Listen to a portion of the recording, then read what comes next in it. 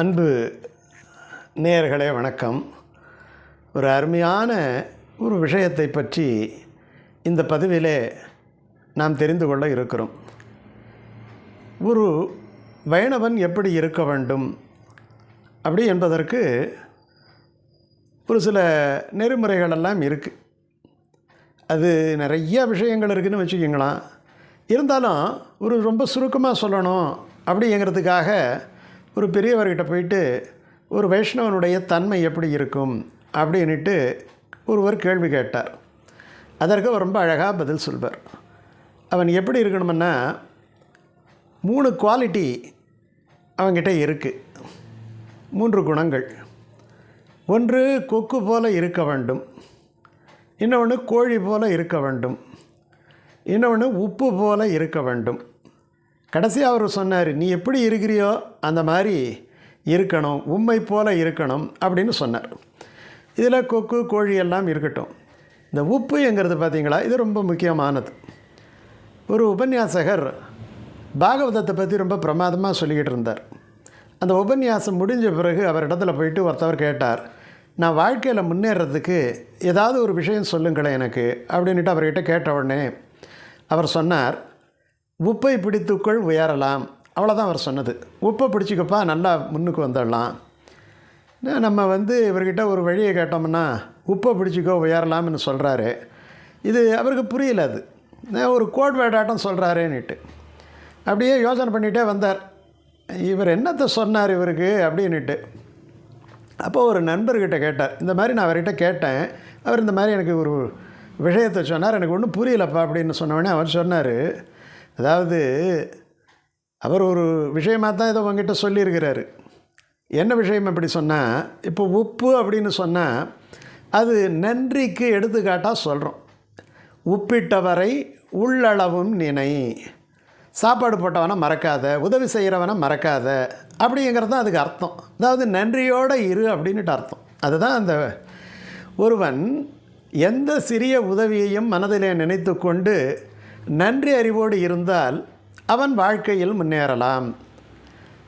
சாதாரண ஒரு உதவி செய்தவங்கிட்டேயே நன்றியோடு இருக்கணும்னு சொன்னால், நம்மை படைத்து நமக்கு இத்தனை கருவி கடைபரங்களை தந்து, நீங்கள் யோசனை பண்ணி பாருங்கள், ஒரு சின்ன ஹார்ட்டு அது ரிப்பேராக போயிட்டால் எவ்வளோ செலவு தெரியுமா?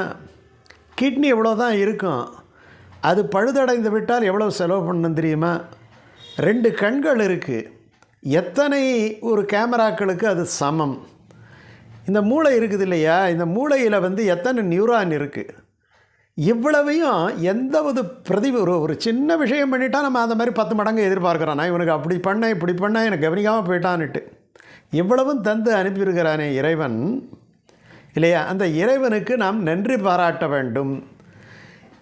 எப்போ உப்பு போட்டு சாப்பிட்றோமோ அதே மாதிரி நம்ம இறைவனுக்கு நன்றி பாராட்ட வேண்டும். உப்பிட்டவரை உள்ளளவும் நினை என்பது போல இத்தனை கருவி கடைபரங்களை நமக்கு இட்டவரை, இது உப்பு போல நமக்கு இட்டவரை நாம் நினைக்க வேண்டும். அதனால் நன்றி அறிவோடு இறைவனை வணங்கினால் அவன் நம்மை காப்பாற்றுவான் அப்படிங்கிறது ஒரு அர்த்தம் இருக்குது. உலகத்தில் நாம் சின்ன உபகாரம் செய்தவங்களையும் மறக்காமல் இருக்கிறது ஒருவனுடைய உயர்வுக்கு காரணம். என்னன்றி கொன்றார்க்கும் உய்வுண்டாம், உய்வில்லை செய் நன்றி கொன்ற மகற்கு, திருவள்ளுவர் சொல்கிறார். அதாவது எது ஒரு பண்ணாலும் பிராயச்சித்தம் பண்ணிடலாம் இல்லையா, ஆனால் ஒருவன் செய்த நன்றியை கொஞ்சம் கூட, அதாவது சில பேர் திருப்பி கூட செய்ய மாட்டாங்க. ஆனால் அதாவது கூர் தீட்டிய மரத்தை பதம் பார்ப்பது, அந்த கத்தியை அந்த மரத்தில் தீட்டி தான் கூராக்கி வச்சுருப்பான். அந்த கூராக்கு நம்ம அந்த கத்தியை வச்சுக்கிட்டு அவனையே வெட்டுவான். பஸ்மாசுரன் அப்படின்ட்டு ஒரு அசுரன் இருந்தான் இல்லையா, அந்த பத்மாசுரனுக்கு சிவபெருமான் வரம் தந்தார். எப்படி வரம் தந்தாருன்னா, அவன் ஒரு வரத்தை கேட்டான், யார் தலையில் கையை வச்சாலும் அவன் எரிஞ்சு பஸ்மாக போயிடணும், அதுக்கு தான் பஸ்மாசுரன்ட்டு பேர் இல்லையா. உடனே சிவனார் வரம் தந்துட்டார். உடனே அவன் அதை பரிசோதனை பண்ணி பார்க்கணுமே. அதனால் அவன் முதல் பரிசோதனை எங்கே வச்சுக்கிட்டான், சிவனுடைய தலையிலேயே கை வச்சு பார்க்குறதுக்காக முதல் பரிசோதனையே நான் அவர் தலையிலேயே கை வைக்கிறதுக்காக வந்தான். அப்போது என்ன அர்த்தம், வரம் கொடுத்தவரையே மறந்து விடுவது. இப்படி தான் பல அசுரர்கள். நம்ம அந்த கதைகளெல்லாம் படிக்கிறோம். அது கதைகள் கிடையாதுங்க, அது ஒரு கருத்துரு. யாரிடத்துலேருந்து வரம் பெற்றார்களோ அவர்களே பாதிக்கப்படுவது போல யார் உதவி செய்தார்களோ. இதுக்கு இன்னொரு பழமொழி கூட இருக்குது, ஏறி வந்த ஏணியை எட்டி உதைப்பது. மேலே போகிறதுக்காக படிப்படியாக ஏறி தான் போயிருப்பாங்க. ஆனால் மேலே ஏறினோம்னே இவர் மேலே ஏறிட்டார் இல்லையா, அதனால் அந்த ஏணியை எட்டி உதைத்தல் இது கூடாது. அதனால் இந்த உப்பிட்டவரும் உள்ளவும் நினை அப்படி என்று சொல்வது போல, இந்த உலகத்திலே நமக்கு உபகாரம் செய்தவர்களை நாம் மறந்துவிடக்கூடாது, நன்றி பாராட்ட வேண்டும்.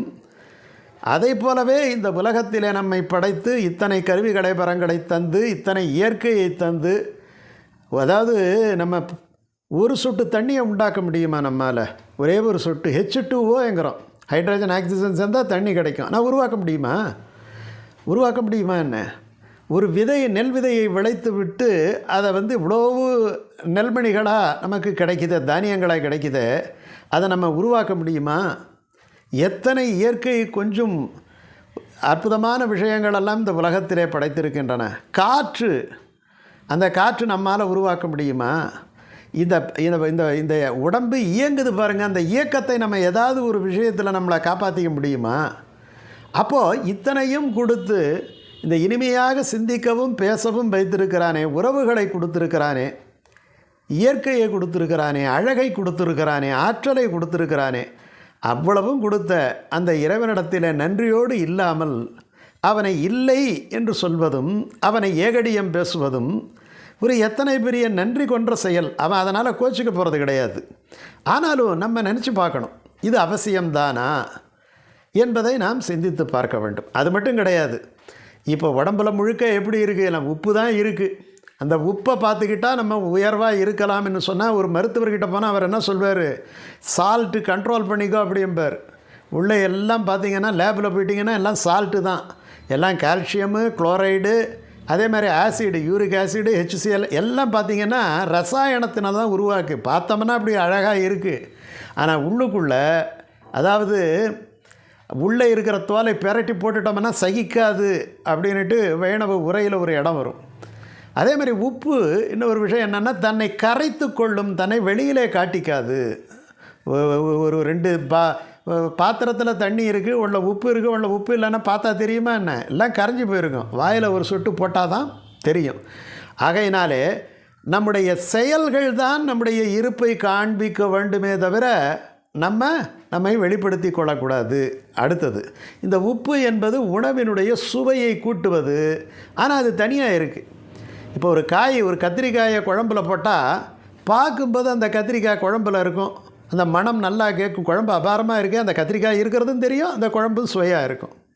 ஆனால் அந்த கத்திரிக்காய் குழம்பினுடைய அந்த கத்திரிக்காயினுடைய மணத்தையும் கூட்டுவது என்ன? அதில் நம்ம சேர்க்கக்கூடிய ஒரு உப்பு. இந்த உப்பு போட்டோடனே உப்பு தனியாக கட்டியாவா நிற்கும், கத்திரிக்காய் நிற்கிற மாதிரி நிற்காது. அது கரைந்து போய் இந்த குழம்பையும் கத்திரிக்காயையும் இணைத்து அந்த குழம்புக்கு ஒரு புது சுவையை உண்டாக்குமே தவிர தான் இருப்பதை காட்டிக்கொள்ளாது. மனிதர்கள் வருகிறார்கள், போகிறார்கள். இயற்கையாக அவர்கள் இருப்ப ரொம்ப நாள் இங்கே வச்சுக்கிட்டு இருக்கிறது கிடையாது.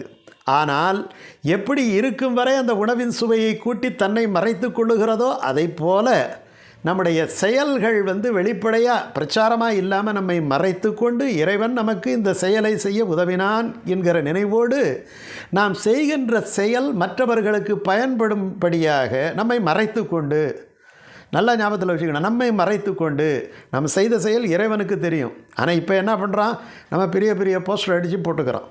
அது போடுறதால கிடையாது, அதில் பாதி செஞ்சுருப்பான், செய்யாமல் இருப்பான், அதை பற்றி ஒரு பிரச்சனையே கிடையாது. ஆனால் இறைவனுடைய கணக்கிலே இது ஏற வேண்டும். அப்போ தன்னை மறைத்து கொண்டு செய்ய வேண்டும். அப்போ உப்பு தன்னை கரைத்து கொண்டு தன்னை வெளிப்படுத்தாமல் இருப்பது போலவே மனிதன் தன்னை வெளிப்படுத்தாமல் இருக்க வேண்டும். வைணவன் அடக்கமாக இருக்க வேண்டும். ஆனால் அவனுடைய பவர் அதிகம். உப்புக்கு எப்படி பவர் அதிகம், உப்பில்லா பண்டம் குப்பையிலேங்கிற மாதிரி ஒரு வைணவனுக்கு சக்தி அதிகம். ஆனால் அவன் வெளிப்படையாக அதை காட்டிக்கொள்ள மாட்டான். வைணவன் அவ்வளோ அடக்கமாக இருக்கணும். இதை சொல்கிறதுக்கு தான் இந்த உப்பை பிடித்துக்கொள் உயர்வாக வாழலாம், உப்பை போல இருப்பான் என்று வைணவத்திலே சொல்லி வைத்தார்கள்.